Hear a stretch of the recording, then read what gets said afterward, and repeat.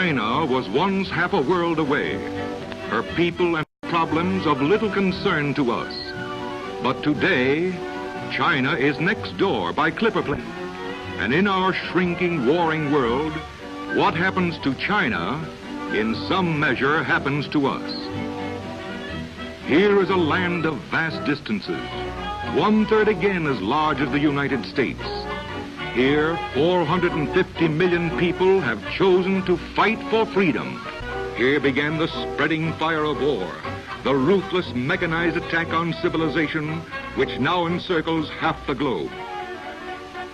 The world expected easy conquest and defeat, but many bitter years have passed, and China still fights on.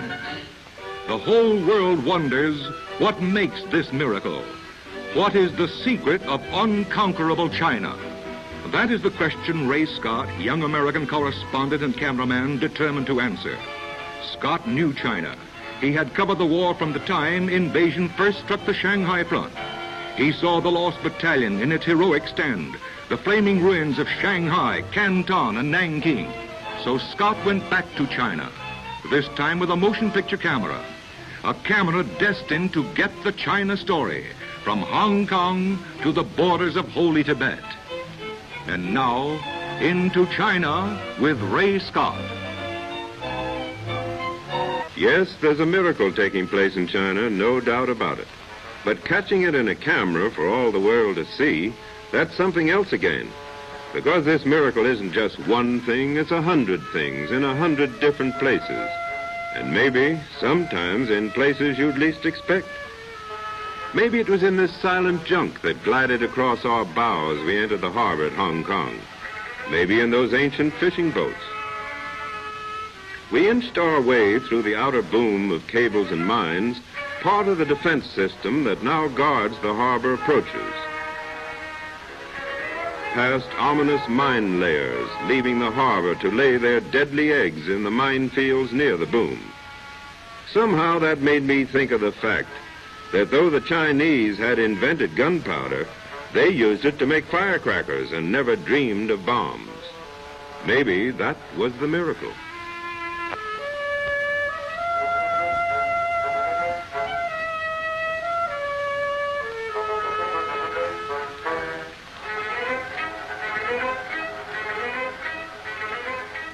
The city itself teemed with the strange peoples and weird sounds of the Far East. And above the hustle and bustle of this Far Eastern outpost of the West are undertones of tenseness and excitement, bringing home to us suddenly that here in this British Crown colony, we are close to Japanese-occupied China and war. The story really begins out in the new territory which lies between Hong Kong proper and the China occupied by the invader. Here, British officers are ever alert for signs of any danger to the safety of the empire.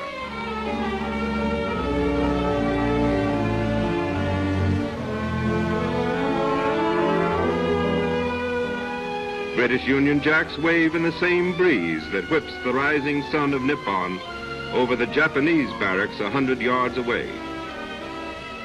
Here beneath the surface may be the flames of a broader war. In these very pictures our smoldering tomorrow Hong Kong border near Canton stands a relic of another century, a stone watchtower in the center of sprawling rice paddies. The Chinese have torn down most of these towers. Invaders use them for machine gun nests.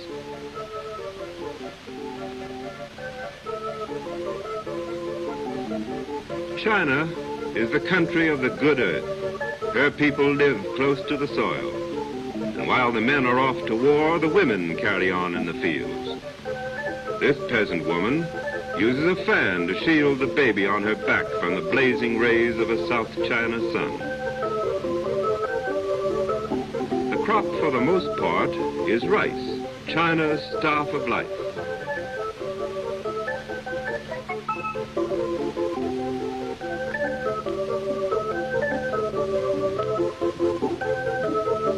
In sharp contrast to such peaceful scenes, war posters remind the people that on their courage rests the decision for freedom or slavery.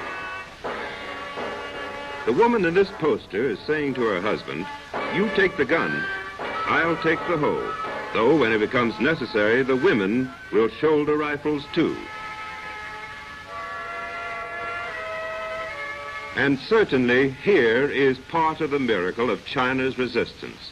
Peasants in the fields, workers in the shops, the Minutemen of China. Rifles come out of hiding. The humblest villager takes his place in the new wall of China.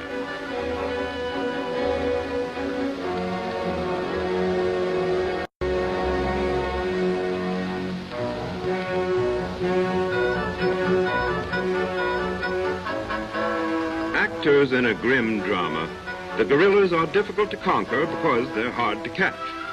They cannot be distinguished from the ordinary run of farmers or shopkeepers or students because that's what they are, and that's how they dress. The broadswordsmen are the most daring. It is their job to crawl up on enemy sentries and with their silent weapons prepare the way for their comrades, harmless peasants who change in an instant into fierce defenders of their land.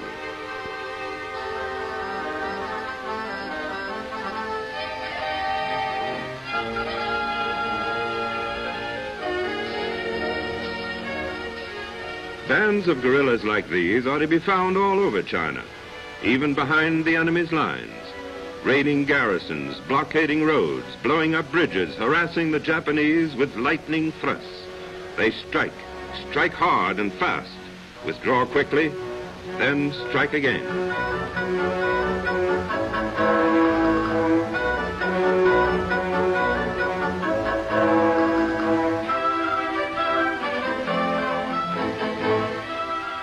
The guerrillas have their own Red Cross units. Picked women and girls are recruited for nursing. Others do sentry duty. All are alert eyes closely watching strangers and travelers, quick to detect a suspicious or traitorous move.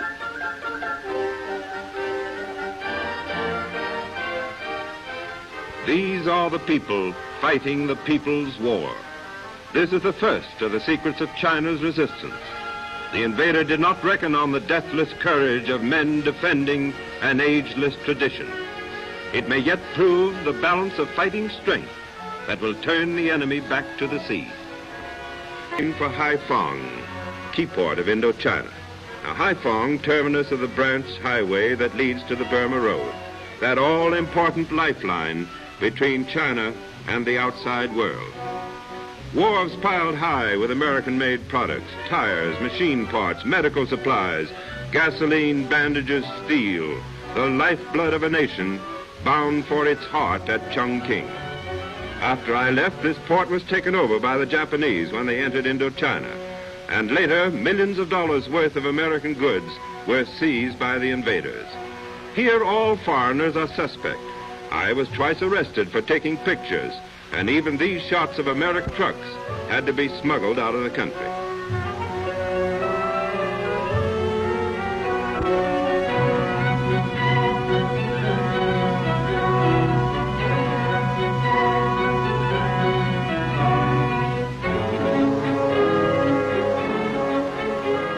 These are but a few of thousands of trucks waiting to be driven up the tortuous road to Chongqing.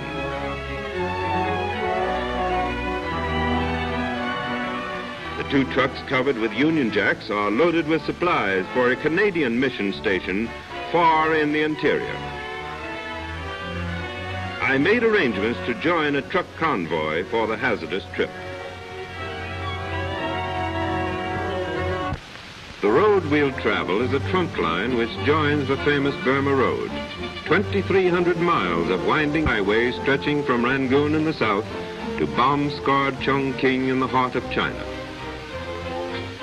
The dash across the border always was made at night to escape Japanese planes. And as dusk falls, we're off. The China border about a mile away.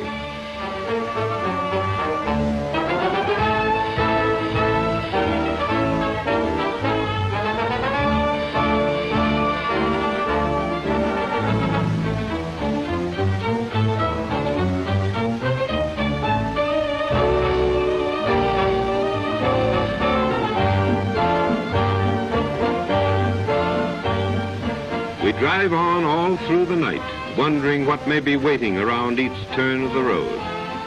Rural China again. We pass farmers hurrying to market. Now that little trot, by the way, isn't just for speed alone.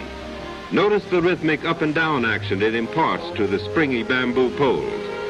Actually, on each upswing, the poles, not the man, carry the burden, which means the farmer carries the load only half the time. Bright skies too often are laden with sudden death screaming down from Japanese bombers, so the drivers of trucks and Red Cross ambulances take cover.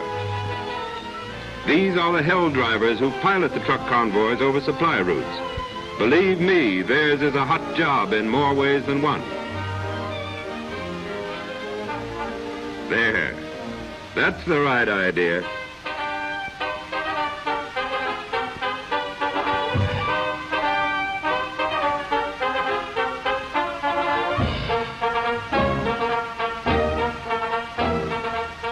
Rivers are still busy highways.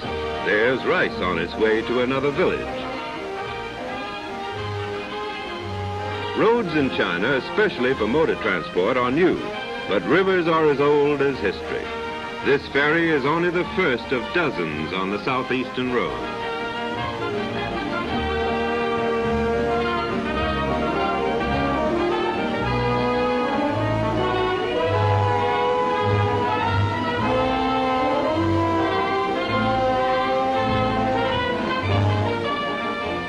Nanning, one-time capital of Guangxi. In the daytime, a deserted city, streets almost empty, stores boarded up. There are few air raid dugouts here. Instead, the people leave for the fields just after dawn. But at night, the streets are teeming again, the stores open for business as usual. Now, we've seen the guerrillas. Here are China's regular troops. Camouflaged with leaves and foliage, these are the frontline fighters who have borne the brunt of China's warfare against terrific odds. Theirs is a gallant record. For give the Chinese soldier something tangible to fight for, and he's the equal of any fighting man on earth.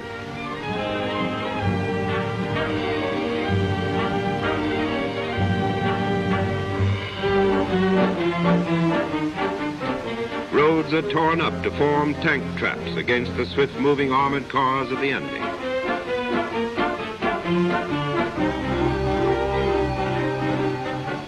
At least half of the young men being trained in China's interior are volunteers. And here's another secret of China's resistance, her inexhaustible manpower. It is estimated that China already has 3 to 4 million men under arms, millions more in training.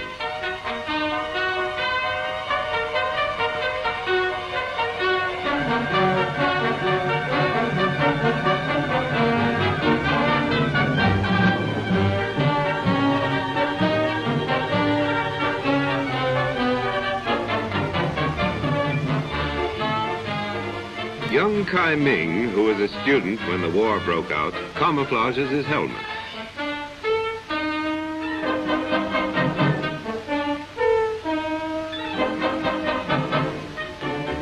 And still more of the secret of China's power is her army's amazing endurance, built on rations that would cripple a Western army. Rice twice a day is all that China's soldiers ask for or get. Sure fun la. Or come and get it. Scars on the leg of this 15-year-old soldier shows he's already seen action, but it certainly hasn't affected his appetite.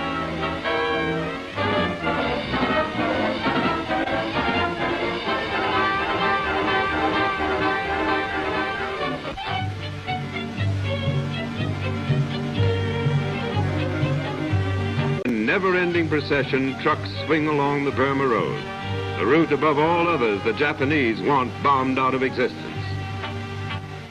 The Burma Road may truly be called the one great symbol of the miracle of China, built by free men, not slaves, as were the ancient pyramids. 1 million workers, men, women, and even children, literally tore away whole mountainsides with their bare hands and primitive tools. They cut through miles of rock, graded down hills, filled in ravines. An unparalleled demonstration of mass heroism. Casualties were high. Thousands died to build the highway that has kept China alive. Here, a Japanese bomb struck aimed at the truck convoy just ahead of ours. Almost before the smoke had cleared, the workers repair the damage. They wait for bombs to fall again. These humble road workers are the unsung heroes of China. Time and again, the convoy takes cover to hide from Jap bombers. Drivers smear mud over the gleaming red crosses of the ambulances. Red crosses are bright targets for the marksmen overhead. Keep supplies moving. That's the never-ending cry. And no possible route is overlooked. The tiniest stream is a carrier. Whole boatloads are dragged upstream by gangs of men trudging along the shore.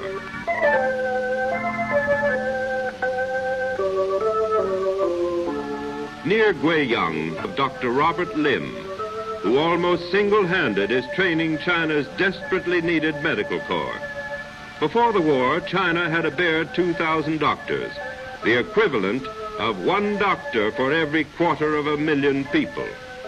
World-renowned physician and surgeon Robert Lim, on the right, is but one of China's distinguished sons who has sacrificed a personal career in the cause of freedom.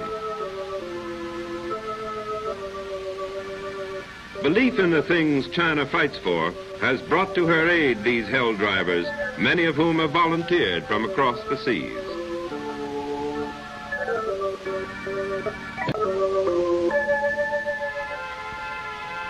China is a land of many peoples. Here in the marketplace of the village are members of an ancient tribe, the Miaos. Many centuries ago, these people retreated before the invading Huns, and today live far back in the mountains where they still preserve their ancient dress, their tribal customs, and their own language. They come to town only on market days. The Chinese call them the shy people. But even the shy people have taken the cause of China as their own.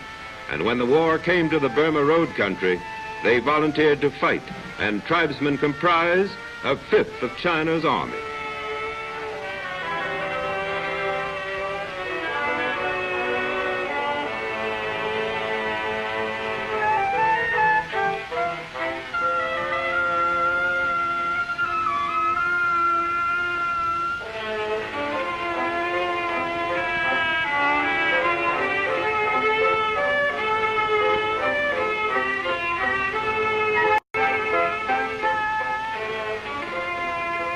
The girls have strong, intelligent faces, bred of sturdy mountaineers.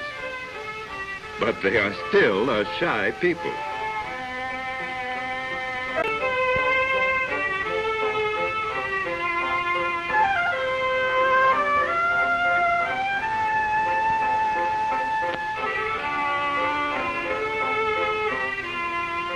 Eggs are sold here by weight rather than by the dozen.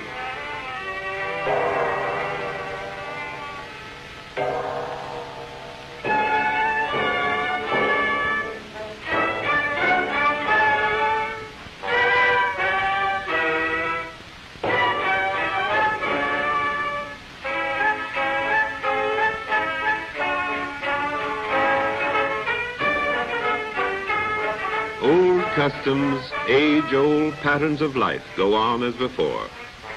Tiger hairs are fastened to the baby's forehead so that evil spirits will mistake it for a tiger and leave it strictly alone. Smoking was known to China long before Sir Walter Raleigh introduced it to the Western world.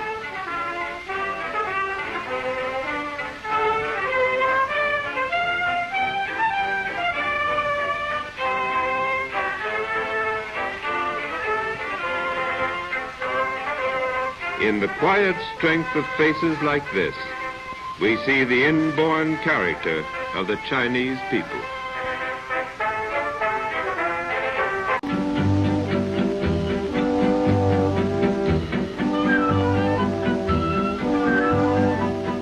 Thousands of feet above sea level, the Burma Road rides at the top of a mountain range, opening up breathtaking vistas of 100 miles and more, but bringing peril in the form of sheer drops into great chasms. There are many things to baffle modern science in age-old China. American engineers had said it would take 7 years to build this road with the best of modern machinery. The Chinese, without any machinery at all, threw themselves into the task that by every rule was foolhardy, impossible of achievement. And truly these people in their dauntless strength worked a miracle. The road that would have taken American engineers 7 years to build was completed, and trucks rolling over it in less than 14 months.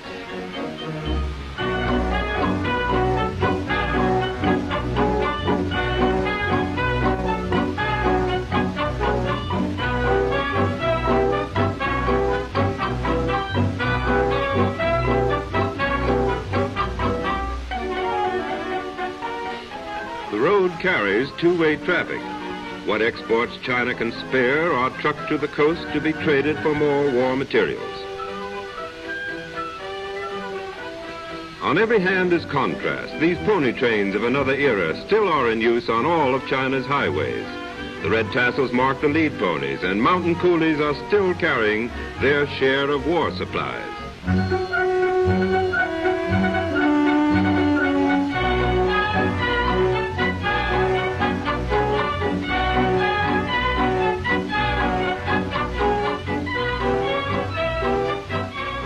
Convoy drivers are accustomed to these mishaps of the road, and it's only a matter of minutes until everything is righted.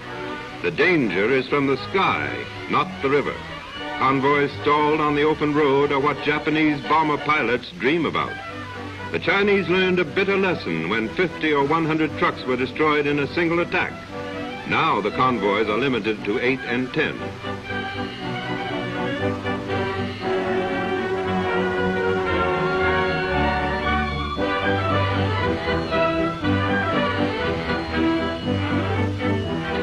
Chongqing at last, nerve center of China at war.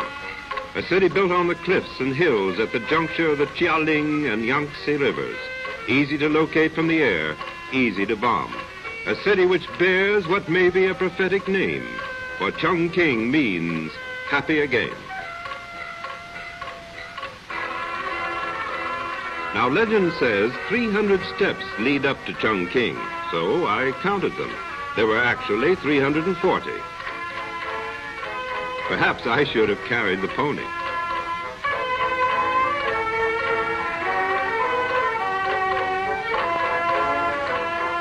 The people of Chongqing have been subjected to relentless air raids. But the big raid, the raid Japanese militarists have vowed would blast Chongqing from the face of the earth, that raid is yet to come. Meanwhile, amid the debris which testifies to the ferocity of previous attacks, life goes on.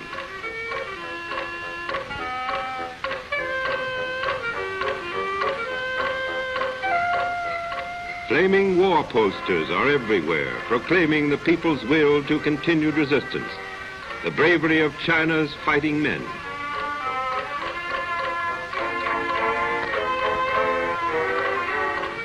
Chongqing is a city both old and new, a combination of the East and the West. Modern structures, public utilities, automobiles. The marble building on the left is the Bank of Sichuan. You will not recognize it the next time you see it. This is the Bank of Communications.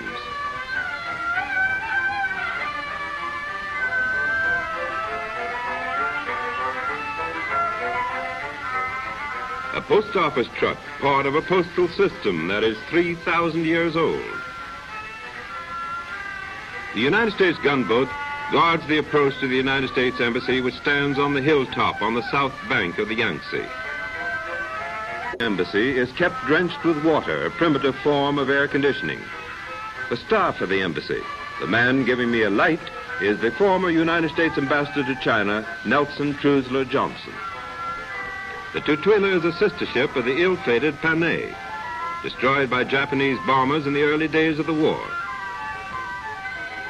The American publisher Roy Howard comes to visit the ambassador. The United States Navy maintains its own truck service.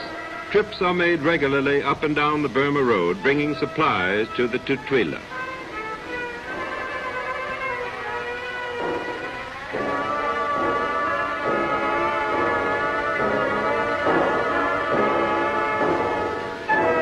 And cliffs provide Chongqing with a perfect site for air raid shelters, and quite literally, the city is dug in for the duration. Day and night, laborers are busy building new dugouts, enlarging old ones, making all more livable, more comfortable, more secure for whatever lies ahead.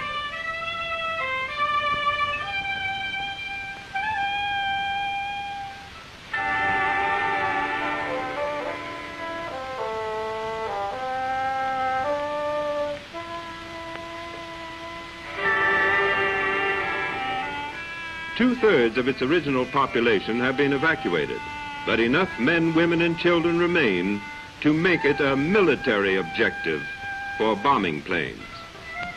But if it's a miracle that's saving China, here truly is an awe-inspiring part of it. Steel mills, whole industries that were literally moved thousands of miles by the sheer stubborn will of men to whom nothing was impossible. There are three phases of China's resistance which might be termed guerrilla or mobile unit strategy. As in warfare, so in industry, China's factories have become mobile units. Blasted out of their industrial cities on the coast and in the Yangtze Valley, 90% of their factories destroyed or taken over by the invaders, the Chinese move more than 130,000 tons of factory equipment, carried on the backs of men or hauled in junks up the swiftly flowing Yangtze. Whole factories were reassembled 1,000, 1,500 miles into the west and are in operation today. Just another secret of China's resistance.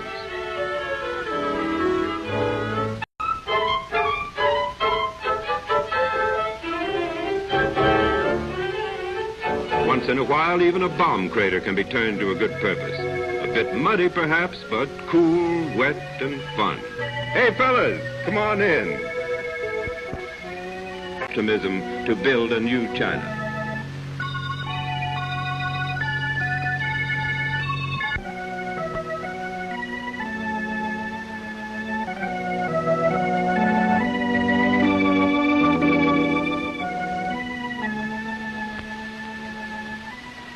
On a dusty road.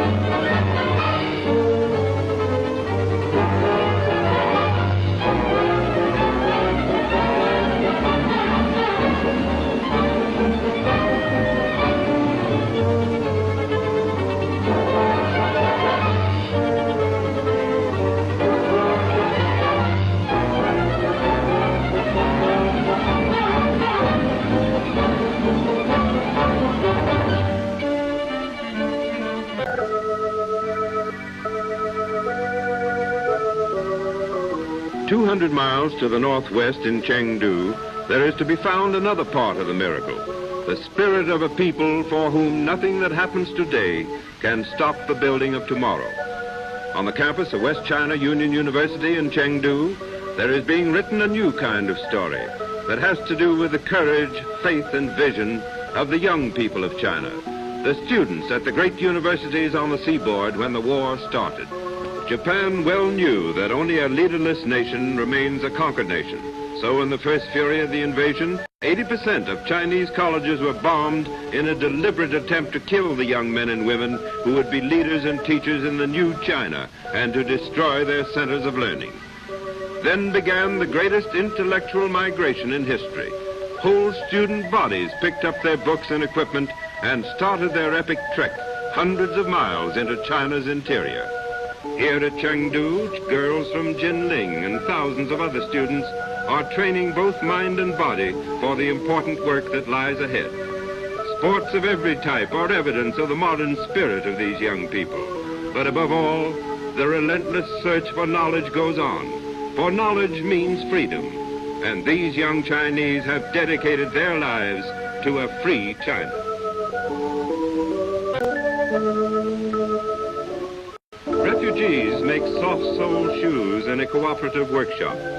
Certainly here is a most important part of New China. For this is true democracy. It's help yourself by helping your neighbor. It's a new hope for hundreds of thousands of refugees. And far from the east, it's a tremendous source of things China needs to care for itself and to keep out the invader. Indusco, they call it, the industrial cooperative. And since the movement began in the summer of 1938, more than 3,000 of these vest pocket industries have been scattered throughout the interior of China, each owned and managed by the workers themselves. Many religions. Processions like these are typical, priests and nuns ceremoniously threading their way through the streets. Taoist monks in their resplendent robes. Taoism is the earliest of the Chinese religions, older even than those of Buddha and Confucius. Its ancient philosophy prizes culture and the achievements of the spirit above material possessions.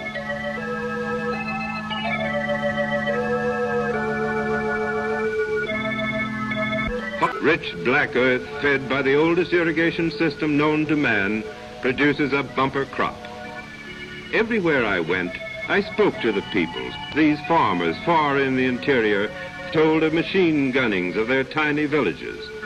Yes, the meaning of invasion has been brought home to them. They made it clear and emphatic. They want no peace without victory. Power, not gasoline in China. And so these are Chengdu taxicabs. 20 cents and you ride all day.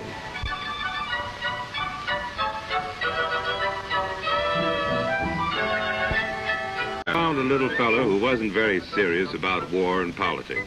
That famous Chinese comedian, the giant panda, one of the world's rarest animals, found only in the great mountains north of Chengdu. His name is Mei Lan, or Little Orchid, and I was able to bring him back to the States, where he is now in the famous Brookfield Zoo in Chicago. Pandas always do everything the hard way. If you think he's just going to step across that board, not Little Orchid.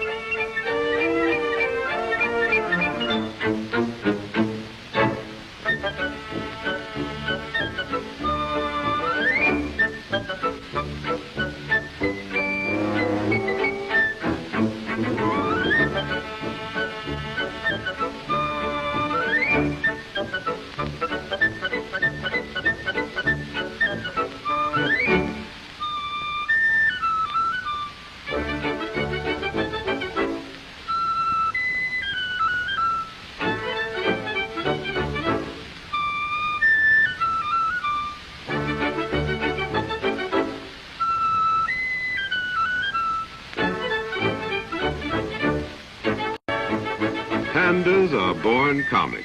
They don't have to be trained to be funny. Why, they even like to brush their teeth.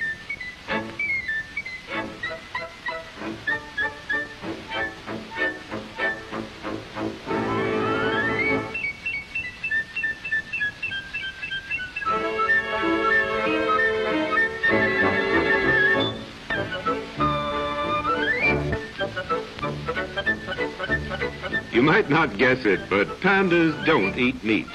They're strictly vegetarians. At least I hope this one is.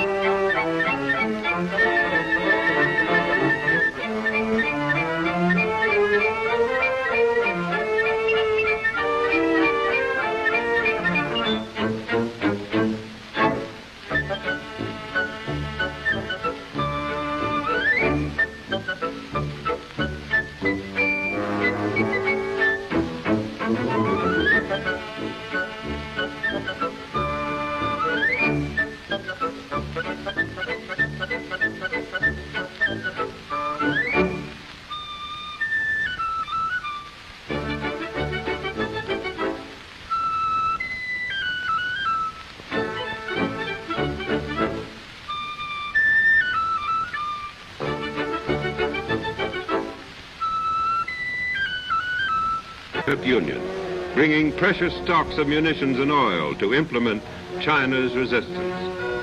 The famed Marco Polo Road, part of the Red Route, winding along the outskirts of Lanzhou, the China end of the 4,000-mile highway.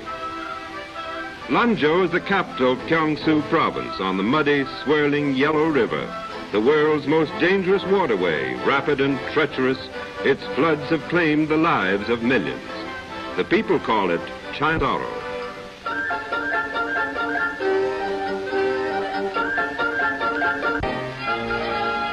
This bridge was constructed 35 years ago by American engineers at a time when the Chinese believed that nothing built by man could withstand the power of the river. It still stands today, one of hundreds of signs of American influence in the new China. The rafts are made of inflated goat skins and can carry from 15 to 50 tons.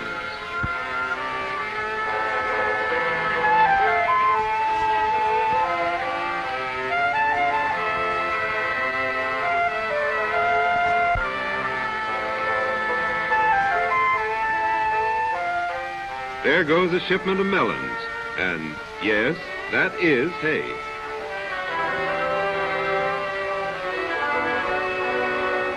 These rafts are like toboggans. They can go down the stream, but not up. So going back, it's man carries raft, sometimes as much as 400 to 500 miles. High, thick walls are characteristic of cities of the Northwest. Built long ago as protection against Mongol and Mohammedan hordes, today these walls still serve a similar purpose. The people have dug air raid shelters under them, for bombers have penetrated even this remote section of China.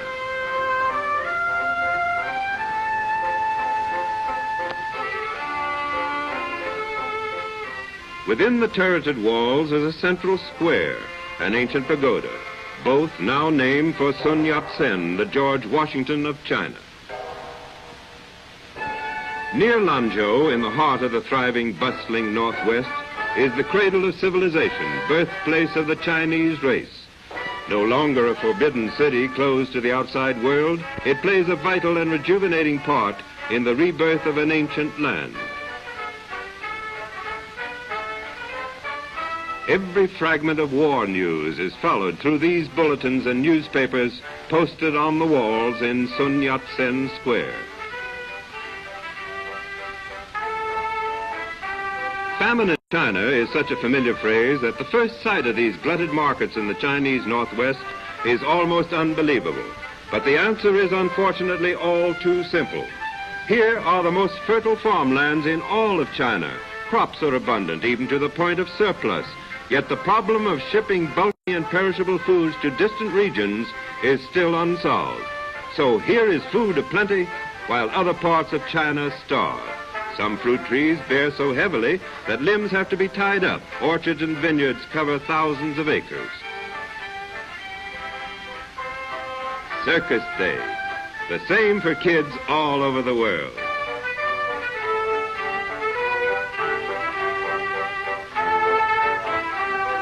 Even in China, little girls like to play house and pretend they're helping Big Sister do the laundry.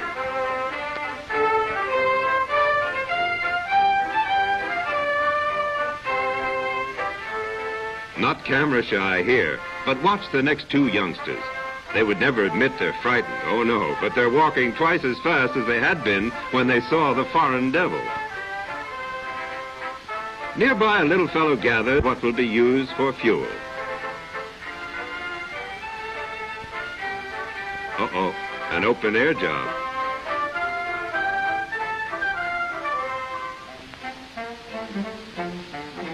I was invited to dinner by an official of the province who lives some 2 miles out of town. No taxis, so I tried an old American custom, which I'm sure Marco Polo never heard of.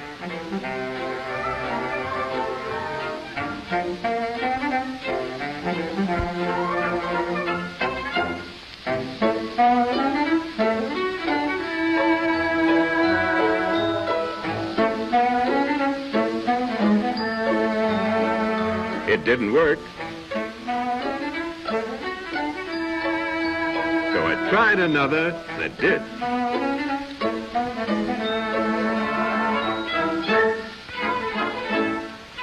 finally arrived, and dinner was a very pleasant affair. In the center of the table is a can of Russian fish.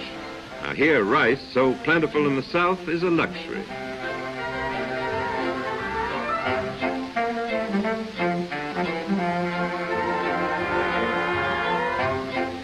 And if you're not agile with your chopsticks, you may go hungry. Is the China end of the Russian supply route that comes down from Xinjiang and the Soviet in the north. It is the northwest counterpart of the Burma Road. Work on both these roads was begun at the same time, soon after the start of the war, as if Chiang Kai-shek even then realized that a long war would close ordinary lines of supply. A camel caravan approaches Lanzhou, loaded with munitions from the Soviet. More than 20,000 of these ships of the desert and thousands of pony carts carry commerce between China and Russia. The end of a journey, thousands of miles over mountain trails and dreary wastes, through outer Mongolia and across the steppes of Siberia, bringing great stores of oil and gasoline from the land of the Soviet. The Burma Road in the south and the Red Route in the north are literally the only roads by which sorely needed supplies can come in from the outside world. Slow, back-breaking, expensive, but there is no other way.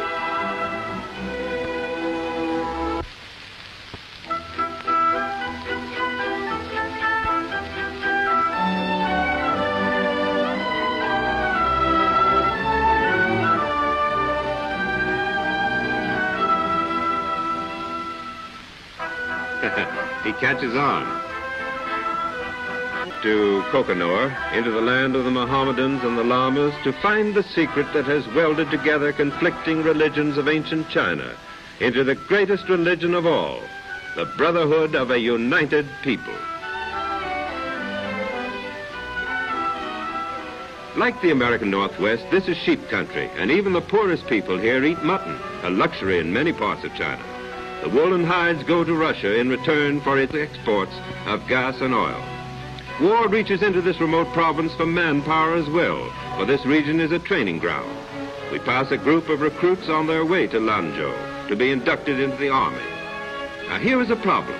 Would our truck be able to ford this swollen stream?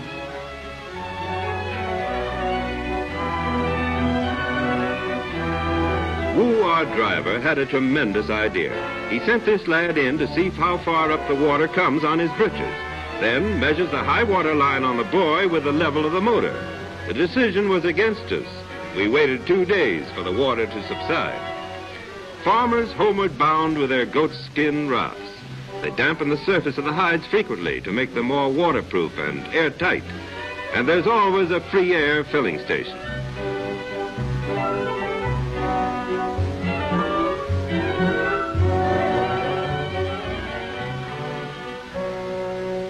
Another cave-in caused by rain means more delay. Landslides and avalanches are a constant threat. Sometimes trucks and men are buried in the falling rock. A trio of Mohammedans, typical of the more than 3 million in this area. Will they make it?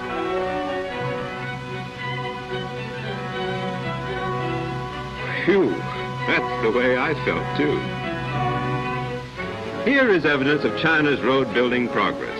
There are almost as many roads in free China today as there were in all of China before the coming of the Japanese. And so the war is indirectly playing its part in opening up this back country. From above, we look down on a cantilever bridge which marks the border between Kansu and Kokanor, or Qinghai. Kokanor is Mongolian for Blue Lake. Qinghai is Blue Lake in Chinese.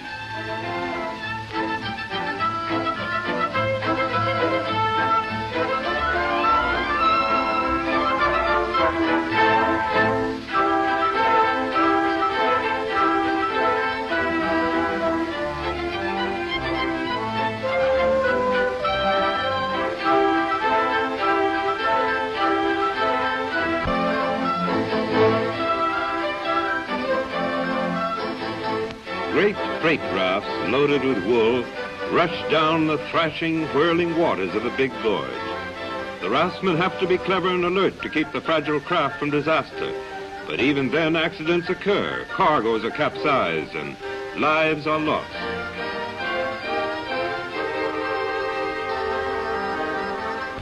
Well, our luck runs out. What a spot for a breakdown. And of course, even in China, there are kibitzes. But Wu soon has us underway again.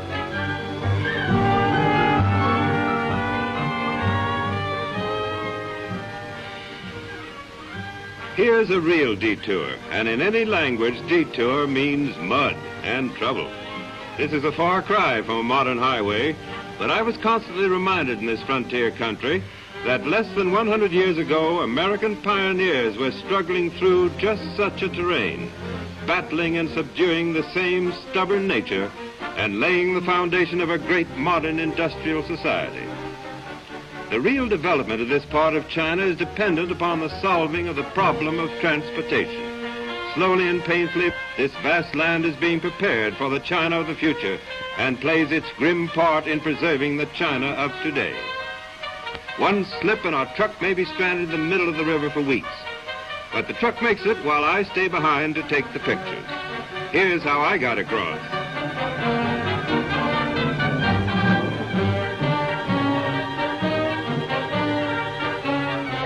Walled capital of Kokonor, the doorway to Tibet. In a juncture of broad valleys nestled the provincial capital, western city of peace. Mud roofs top the 1- and 2-story structures that house the 150,000 inhabitants. We look down upon the Sinning equivalent of a hot dog stand. Rugged Tibetan tribesmen in brilliant-colored polos jog down the principal street. This is truly an Asiatic melting pot, a mixture of Chinese, Mohammedans, Tibetans, and Turks. A lamp of hammered iron burns vegetable oil and lights the door of the inn where we stop. Handicrafts form a large part of provincial activity, and here a skilled artisan fashions a colorful Kokonor saddle of wood. Here in this section, China is finding many craftsmen to aid in its new program.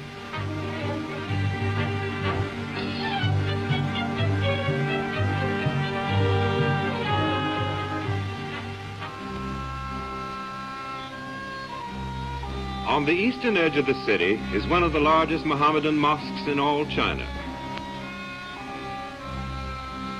Here at the turn of the century, hostile tribes were in continual conflict. 20 million people died in civil war. Yet today they fight side by side against a common enemy. Although the prayer hall will hold 3,000 persons, there's not room enough inside for all who have answered the call to worship, and prayer rugs are spread in the courtyard. The devout bow and kneel again and again toward Mecca.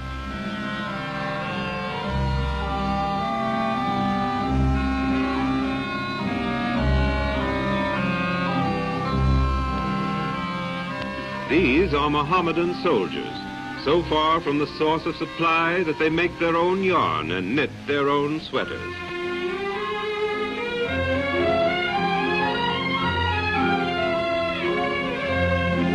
A rope maker, deft and very proud of his profession. He makes good ropes just as his father and grandfather did before him. Odd modern note as a Boy Scout troop swings down the road. One more evidence of the new China in the making. In crude stone mills like this, wheat, barley, millet, corn, and other grain are ground into flour or meal by the frontier people.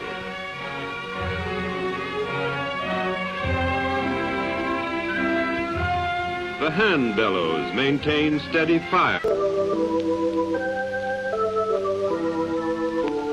Suddenly, tragedy struck. Our truck careened and plunged 200 feet over an embankment. I was able to jump just in time. But Wu, my brave and loyal driver, and his helper were killed. I returned to Sinning and chartered other transport, primitive, springless mule carts, still the safest and most practical vehicles for these regions. Hundreds of workers were toiling along the road, and again it was plain why neither nature nor Japanese bombs can close China's lifelines.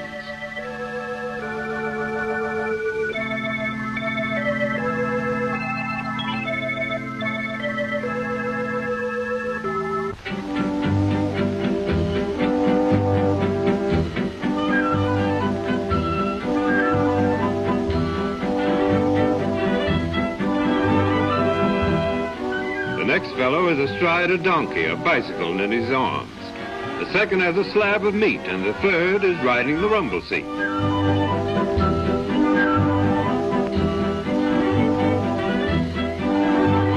That evening we reached this village. At the inn, the woman warms up the hollow brick platform, or kong, to sleep on.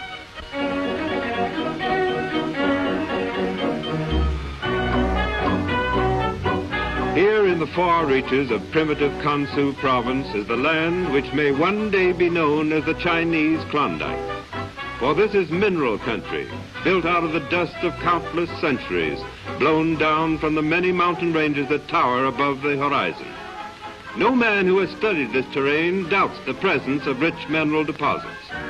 One day, a modern China, strong and well-equipped, will tap this reservoir to pay many times its debt to all the world. Along the upper reaches of the Yellow River, hundreds of natives wash the sands in search of gold.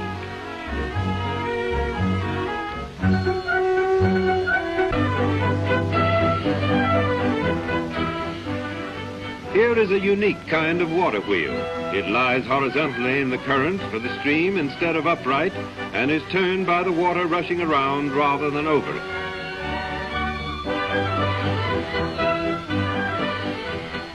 A war is fought not alone by men with guns, but by far more men behind the lines who supply the guns, the food, the 1,001 items which an army needs.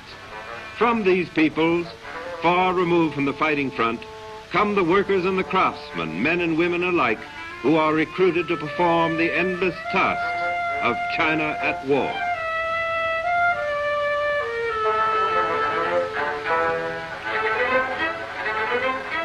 The oldest weaving method in the world still does its bit for modern China. 4,000 years ago, just such looms as this probably produced the earliest woven fabric known to man, and a Chinese was the weaver.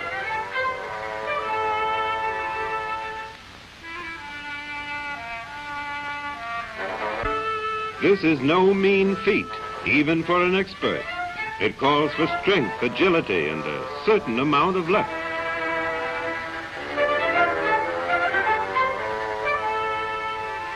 And when luck's against you, things like this happen. Now it's a matter of waiting for Old Man River to have a change of heart, but that may take time. So over he goes, bound for the riverbank some yards away. Finally, he clambers ashore to wait for hours or days if need be, till his logs are free again.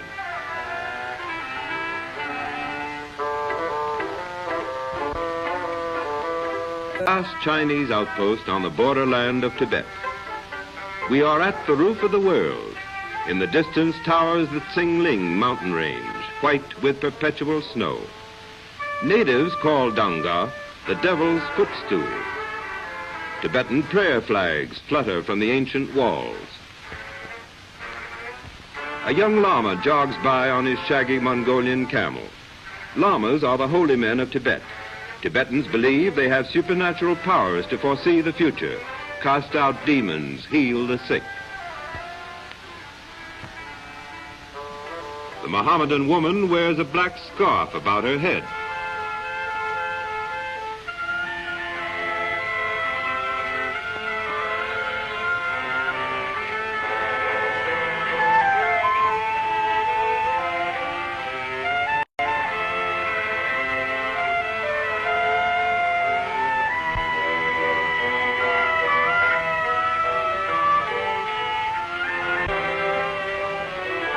These two Tibetan nomads have just come in off the vast grasslands.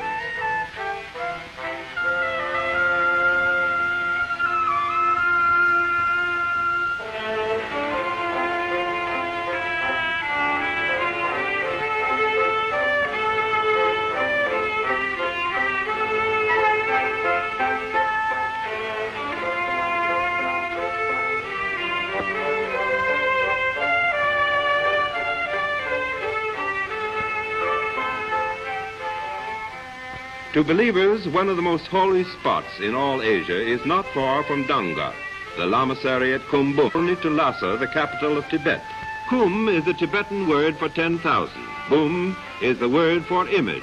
So Kumbum means the place of 10,000 images. We pass many pilgrims en route to the holy place, praying and prostrating themselves as they go.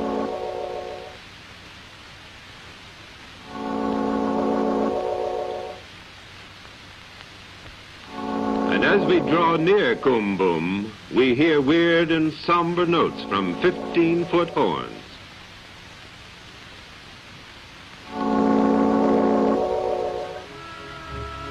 Over the brow of the last hill, and amid a scene of turreted beauty, we see the fabled golden-roofed Lama temple, covered in solid gold, almost an inch thick. No man knows the value of this incredible building, but many attempts to seize it have been stopped in bloody battle. At the entrance of the Lamasery are 8 chorten, or tombstones, each guarding the ashes of a sainted Lama.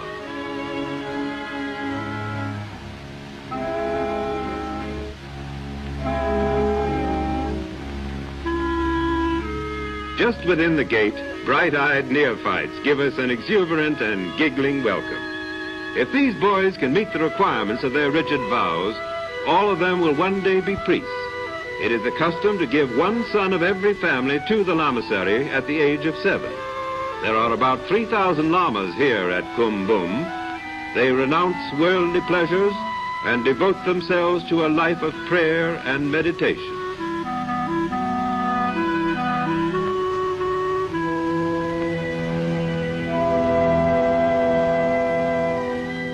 Behind this Tibetan, who at last is about to enter the city, is a colossal chorten in the middle of the road, so big that traffic can pass through the arch in its base. In this manner and for hundreds of miles, in slow and painful progress, come pilgrims from far and near, seeking the favor of the gods and peace of heart.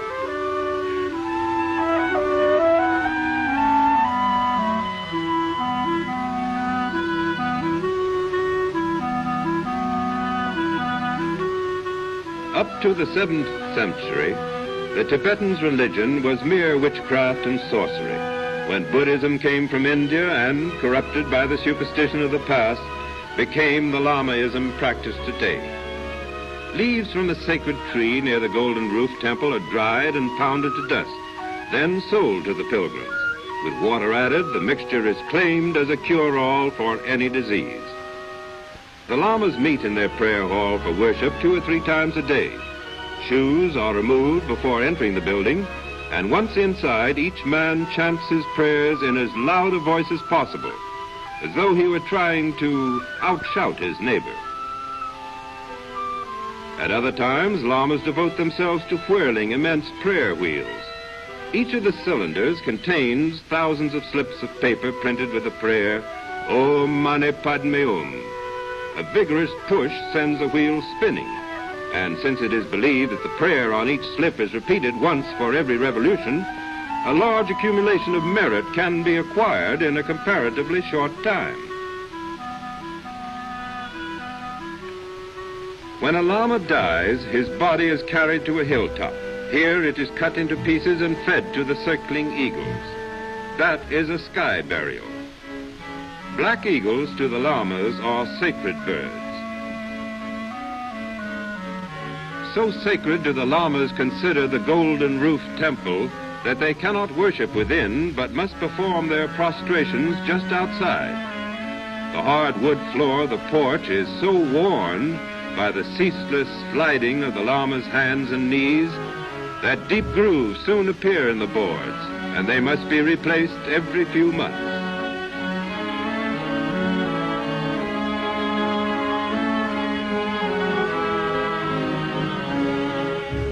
Om Mani Padme Hum. Om Mani Padme Hum.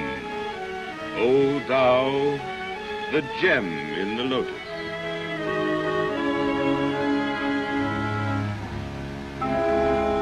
Since leaving Lanzhou, I had traveled over 1,000 miles through China's great northwest by truck and cart, and finally down the river by the pigskin raft. Here were the inexhaustible well springs of China's manpower, the untouched land resources that would one day yield its bounty to a renewed, thriving nation. The deep religious spirit that had lived through 50 centuries and was now adding strength to the arm of China. I chartered a plane and left at once for Chongqing.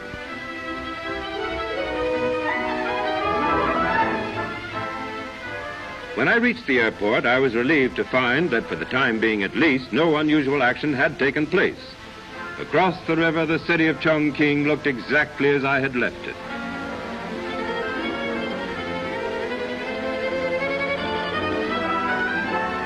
I hurriedly checked with local authorities. The rumors were all too true. The renewed bombing of Chongqing was expected hourly. But the people in the streets didn't seem to be especially excited. They were carrying on quite as usual. After all, they'd been bombed before, and they had learned that somehow life must go on.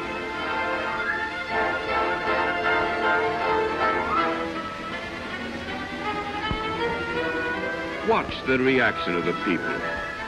Death for hundreds of them is 2 hours off. A man sells his fruits as before. People buy in the same animated fashion.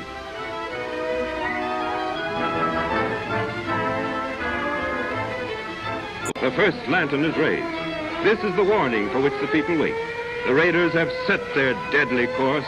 They've taken off from Hankow, 2 hours' flight away. The atmosphere grows tense. People hurry to their homes, their families. The firefighters of Chongqing leave for strategic points. Closer and closer come the bombers. The first groups leave for the dugouts, many with a few small positions, for they know they are leaving homes they may never see again.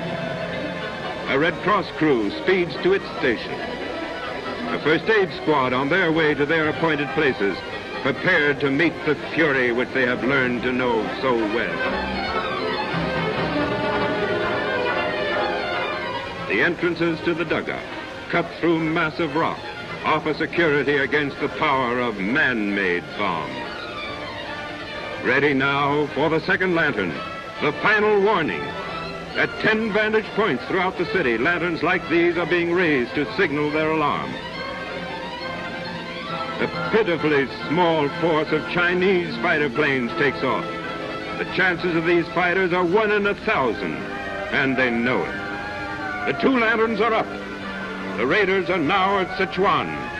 They'll roar over Chongqing within the hour.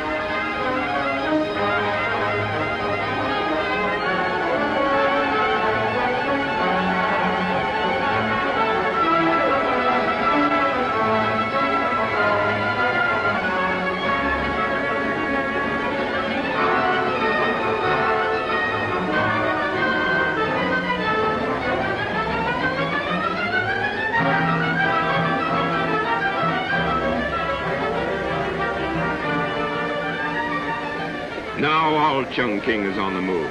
But there is no panic. It's a matter of minutes. Death is around the corner. The lines before the dugouts lengthen, waiting without crying or wailing or hysterical demand, each for his assigned place. No shelter for this first aid squad. They'll stay at their post through raining death. Many people prefer to take their chances in the open fields. These hurry down to the river to take the ferries across to the south bank. Boatload after boatload leave for their fateful lottery with death. Not far off, destruction races across the sky. These are its intended victims. These are the little people of China, bereft of all weapons against a ruthless foe, save one. But that one, mightier than any power ever forged by man. The last ferry to make the trip. Already a low, ominous hum in the eastern sky. The world's madness is a minute away.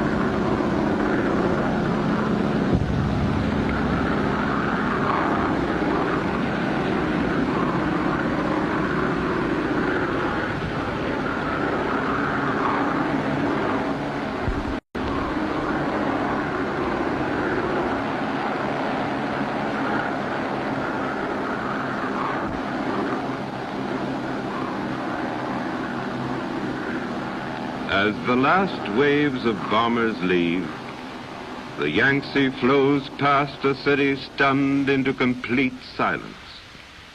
Great pillars of smoke rise from the gaping craters below, as though old Chongqing were reaching into the sky the fingers of hands upstretched for mercy, mercy that can only come too late.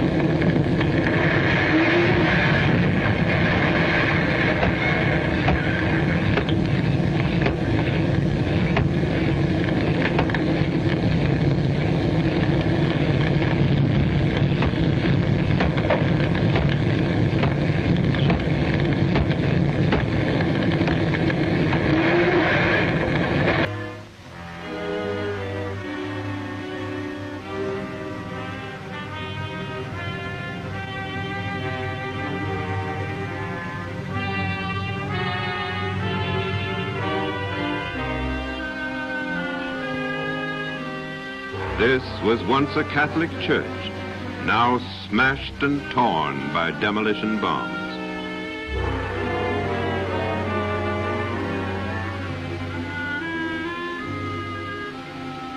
I had climbed these steps only yesterday, then lined with homes, where now stand desolate walls.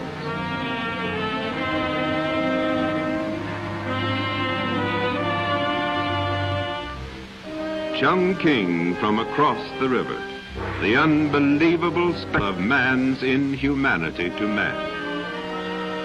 We will bomb Chongqing from the face of the earth, the Japs had said.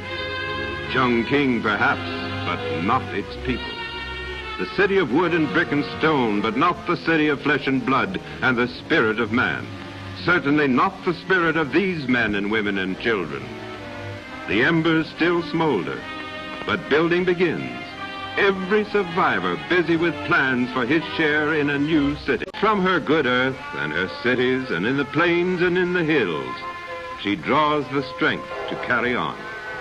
This is the land and these are its people, from which the world's oldest civilization has drawn sustenance, in good years and bad, in years of harvest and years of famine, surviving pestilence and flood throughout the ages.